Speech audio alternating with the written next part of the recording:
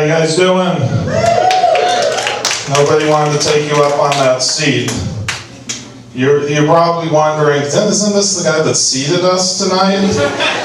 They needed some help. That's all I'm saying. Hey, you know, Sandy was talking about that Tempur-Pedic bed. I highly recommend it, by the way, if you have a bad back. I got one about 6 months ago, and at that time I had a girlfriend, and you know, Tempur-Pedic, they say it helps because you don't feel your partner rolling around, right? And I got the thing, she came over that night, it works great. She cheated on me, I didn't feel a thing. That's a big bottle of wine. Oh, you know what I saw? First time I seen this movie, I don't know if you guys have seen March of the Penguins. If you guys seen it? It's an apropos movie to talk about tonight. It talks about how penguins mate, okay? The male penguin walks 75 miles in the freezing snow, you've seen it, right, to mate with the female.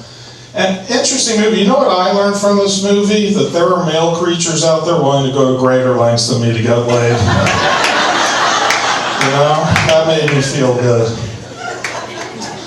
Oh man, today, by the way, happy Equinox Day. Anybody know what's going on with that? I'm the only nerd in here. Is it equinox or equinox? Equinox, sorry. It means the exact same amount of daylight as nighttime, okay? Not to be confused with the summer solstice, which is summer solstice. A lot of people think it's the longest day of the year. Actually, it was the first day that Adam had to spend with Eve. That's what the summer solstice is all about. And it's been hot. These past 2 or 3 days, it's been pretty hot, right? And I am totally embarrassed to say this, but like yesterday, I slept with my ex-wife. Yeah, it wasn't for the sex, I just needed the cold chill. So, yeah. But, my wife taught me a lot, though, I will admit. She's Persian or Iranian, depending on what year we're in. And she told me that this is true. George Bush has said, you guys have heard this, Iran biggest denier of freedom in the world, right? And I actually learned from her a lot, and I totally agree because there was no bigger denier of freedom than her. Okay, that usually gets a pretty big laugh. Anyways, but like Sandy was saying, my divorce, I had an interesting case together for 2 years, and the divorce took 877 days. Okay, I know. Good news is I'm going to write a book about it. It's going to be called The Other Iranian Hostage Crisis. So I'm going to make some money. You know what I learned about marriage? I think every bad experience you're going to learn something, right? I learned that, like when I got married, everybody would tell me, John, the first year is the toughest year, you know, you kind of get through that, everything will be cool. And that's a bunch of crap. It's the last year of marriage that's the toughest. That last year is a doozy. You guys married? Okay, well when you do, the last year is a doozy. And like, I'm an honest guy. You know, do you guys like honest men? See, I think that's bullshit. You like a little line. Because my wife would ask me that question that all men hate to hear, right? Do these pants make my ass look fat? And I was totally honest with her. I told her, no, they don't. But your ass makes those pants look small. And being honest just doesn't pay off, sir. That's what you learned tonight. And like, we can agree on anything, right? Everything we can agree on. If I said it was black, she'd say it's white. If I said it was white, she'd say it's black. I mean, like, actually, the only thing we could agree on was Michael Jackson. But besides that, and you know what else? She turned me on to feng shui. That I will give her credit for. Feng shui, if you don't know what it is, it's the art of placing objects in your house to make it more harmonious, okay?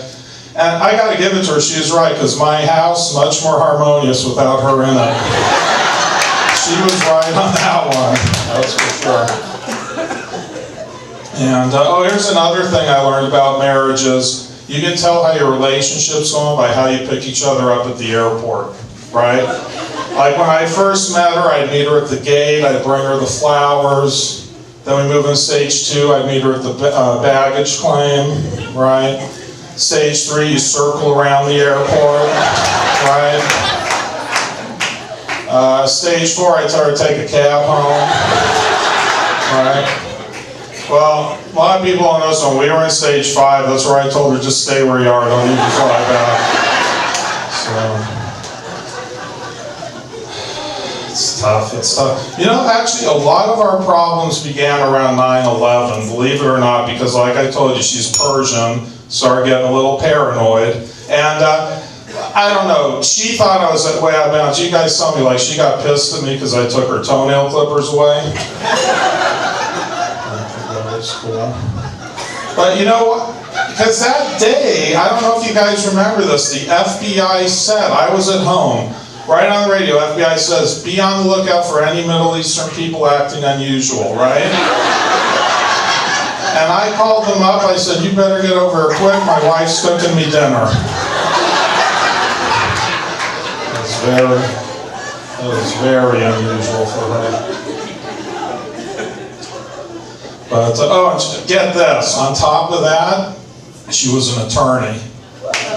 You're an attorney? Unbelievable, this woman. I mean, like the first day we had sex, next morning she sued me for misrepresentation. Just cannot get it. And here's the thing, I really thought too this marriage would work because I'm Jewish. And I don't date that many Jewish women, but she's Jewish. So, you know, I kind of thought, make my mom happy, whatever. And a lot of people here are probably wondering, well, how could you be Jewish and Persian, right? Because they hate each other. And I think she was confused because one day I caught her putting a pipe bomb under her own car. I thought you guys would get that one. That one, you know what? That joke has not worked since the day I told it, and I'm not giving up on it. I'm not giving up on it. Thank you. Oh, man. But, so then after our marriage, I started dating again, and, you know, it's tough. So, like Susan was saying, internet, you know, everybody's internet. And I was kind of not too sure about it, but my friends encouraged me to do it, and I put my picture up there, I put my profile, and like the next day I got like 120 emails. So I was like, yeah, I didn't know that many mortgage brokers were on Match.com, but I got a good deal on a refi. And oh, you know the cool thing about the internet, what I learned is because the women, you guys put your pictures in there, then I get to see what you looked like 10 years ago. So that's always a good thing. That's always good. And now I'm not one to talk. I'm a big guy, but I'm pretty honest. I say it on. They have these different categories, right? It's like slim and slender, athletic and toned, about average, a few extra pounds, and voluptuous. And I go for any of them. I don't care, right? But this one woman, her thing said Rubenesque. I was like, voluptuous, Rubenesque, I don't know what the difference is, so I went out with her. It's about 40 pounds. That's the difference. And I'm going to give a bit of advice to you women. Do not put this line. It seems like a lot of you put this on there. I am just as comfortable in a pair of jeans, what's the rest, as I am in an evening gown. I was just trying to trick it. Right? And it's like, we don't care about that stuff. We just care how comfortable are you naked. You know? And you know what I love about the internet is everything, it makes things so much quicker, doesn't it? Like I checked my profile last week, as you can see, and in 3 days, 92 women checked out my profile. I know, and I didn't get one email. I know, but there's some good news, because here's how I look at it. Before they had the internet, it would have taken me 5 years to get that type of rejection. So, see, that happens quickly.